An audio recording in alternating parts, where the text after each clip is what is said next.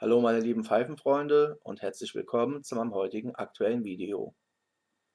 Heute möchte ich euch wieder einen Tabak vorstellen, und zwar einen Tabak aus den USA, den ich von folgendem Pfeifenfreund zugeschickt bekommen hatte.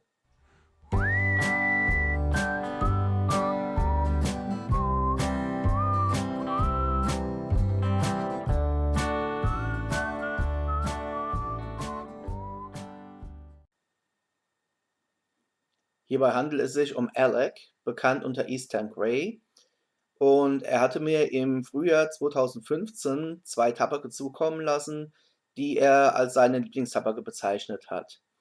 Einen dieser Tabake möchte ich euch heute ebenfalls hier auf meinem Kanal vorstellen, und zwar geht es konkret um diesen Tabak hier.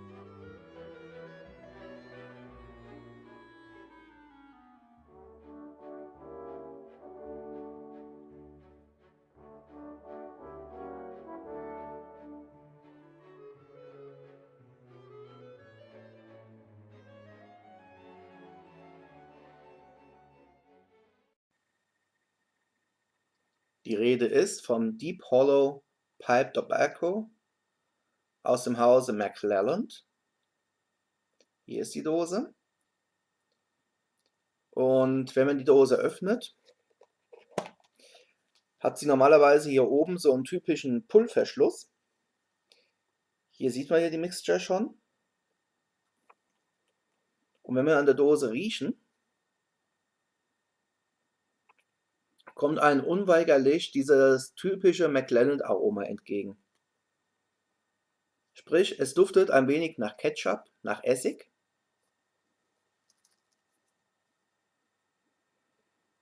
Und der Duft erinnert einen auch wieder unweigerlich an Vollkornbrot, an richtig schönes, dunkles Vollkornbrot. Und von daher in gewohnter Weise ein paar nähere Eindrücke vom Tabak und von der Pfeife, die ich damit rauchen werde. Und wir gehen gleich danach dann über zum Review. Hier ist sehr schön zu erkennen, dass es sich bei dem Tabak wirklich um einen Virginia handelt. Und zwar laut Beschreibung um rote Virginias und um dunkel gedämpfte Virginias. Also sprich letztendlich um fermentierte Virginias, wie man sie beispielsweise von einem Black Cavendish her kennt. Und ich gehe auch davon aus, dass dieser Anteil von Black Cavendish eine entsprechende Aromatisierung bereithalten wird. Für dieses Review hatte ich mich dazu entschlossen, von Torben Dance die Ture zu nehmen. Die Pfeife möchte ich jetzt ohnehin einrauchen, und dafür kommt mir dieser Virginia natürlich absolut zu Pass. Gestopft habe ich ihn relativ locker nach meiner herkömmlichen Methode. Nicht zu fest stopfen, zum einen, damit er sein Aroma entfalten kann, zum anderen aber auch, da ich, wie gesagt, die Pfeife erst am Einrauchen bin. Hier ist nochmal kurz die Pfeife. Es ist die Torben Dance Ture, die ich mir dieses Jahr bei Darnpipe bestellt hatte. Und diese werde ich jetzt mit diesem Tabak hier anfangen einzurauchen. Von daher halten wir uns jetzt nicht lange mit der Pfeife auf, gehen wir jetzt direkt über zum Review.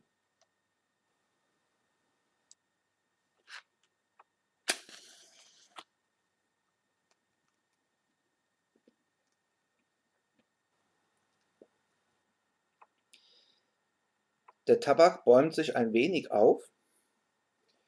Nicht so sehr, wie es von anderen Ready Rub Mixtures gewohnt wäre, was hier aber auch mit daran liegen könnte, dass diese Red Rub Mixture doch relativ fein gerissen daherkommt.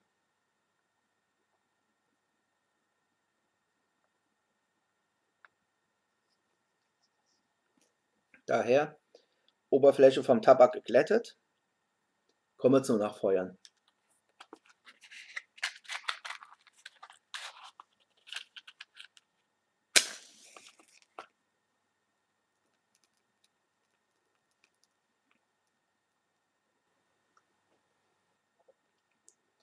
So, das anfänglich etwas bittere Aroma durch die Virginias beim Anfeuern ist mittlerweile wieder verschwunden. Dauert im Regelfall nicht länger als vielleicht 2 Sekunden.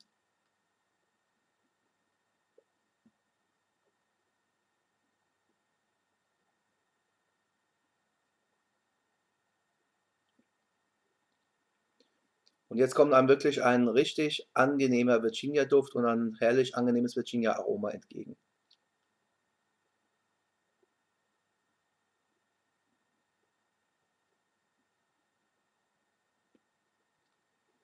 Hat der Tabak im reinen Tabakduft ja diese Essignote, diese berühmte Ketchup-Note dabei, kann man von dieser beim Geschmack selbst nichts feststellen.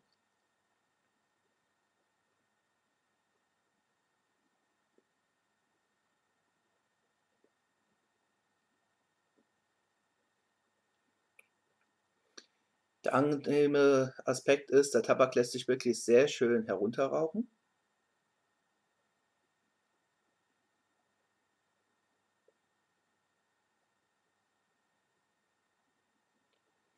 Und was ich noch als sehr angenehm empfinde, ist halt der Umstand, dass der Tabak nahezu naturbelassen ist. Er kommt also nicht mit diesem typischen Feigencasing daher, was ja bei vielen Virginias angewandt wird,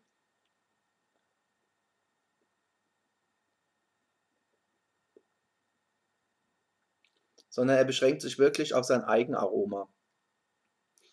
Ich kann jetzt zum Beispiel nicht mit Gewissheit sagen, ob man hierfür noch ein spezielles Casing verwendet hat.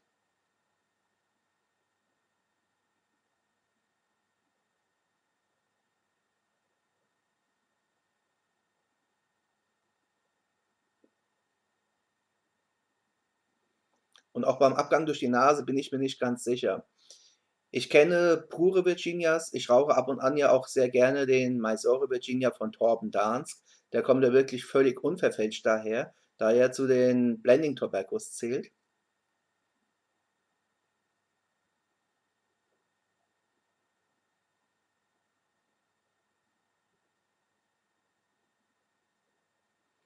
Und daher bin ich der Meinung, dass hier beim Deep Hollow von McClelland auf jeden Fall ein Casing verwendet worden ist.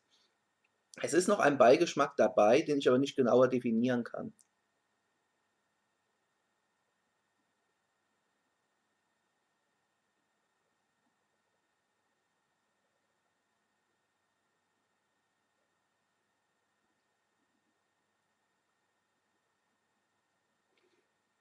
Es fällt mir unglaublich schwer herauszufinden, was dieser Beigeschmack ist. Es ist also nicht dieses typische Aroma, das man eben von Feigen oder von Trockenobst, von Äpfeln oder Ähnlichem her hat,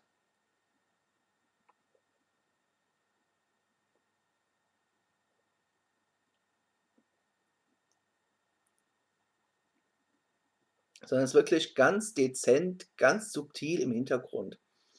Sehr angenehm und hier merkt man halt auch, McClelland hat dann, sofern der Tabak tatsächlich aromatisiert ist, wirklich das Ganze, das Beste gegeben, was geht, denn die Aromatisierung drängt in keinster Weise, auch nur ansatzweise mal in den Vordergrund, sondern hält sich wirklich dezent zurück und unterstreicht wirklich die reine Virginia-Süße.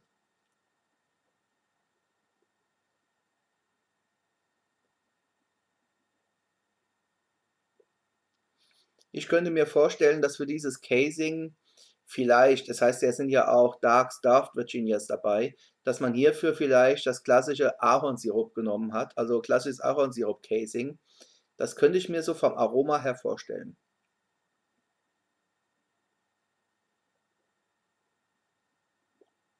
Es ist nicht sonderlich süß, es ist leicht würzig und überhaupt bringt der Tabak eben neben der Natursüße des Virginias auch so einen ganz leichten Hauch von Würze mit sich.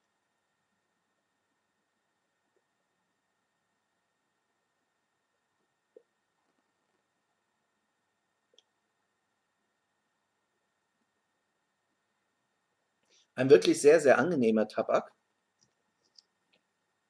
Gibt auf jeden Fall einen schönen kühlen Rauch ab.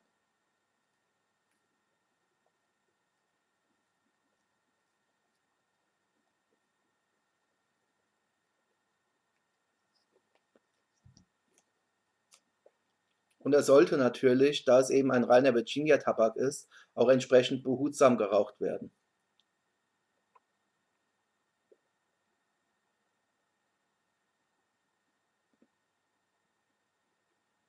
Hält man diese Grundregel ein, dann kippt der Tabak nicht, sondern offenbart halt wirklich seine Virginia-Süße mit diesem wirklich ganz, ganz, ganz leichten Hauch eines Casings im Hintergrund.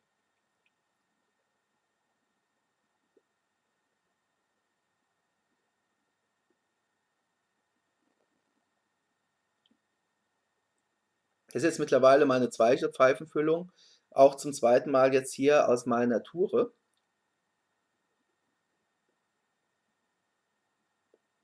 Und ich kann wirklich verstehen, weshalb Alec, auch bekannt als Eastern Grey, diesen Tabak als einen seiner Lieblingstabake auserkoren hat.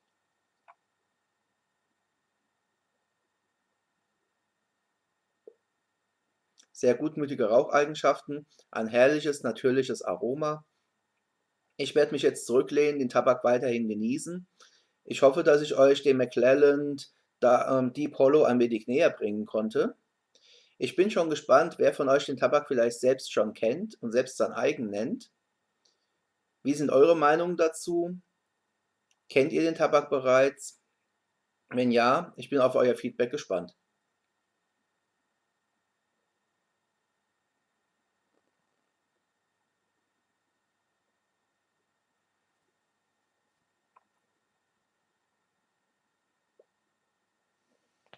Die Raumnote ist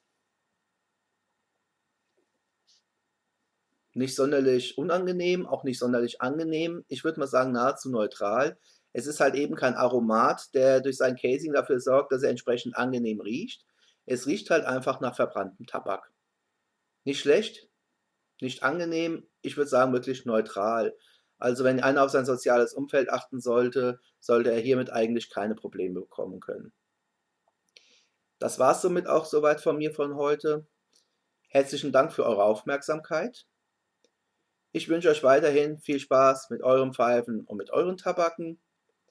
Wir sehen uns auf jeden Fall demnächst wieder auf diesem Kanal hier. Happy Puffing, macht's gut und bis zum nächsten Mal. Ciao.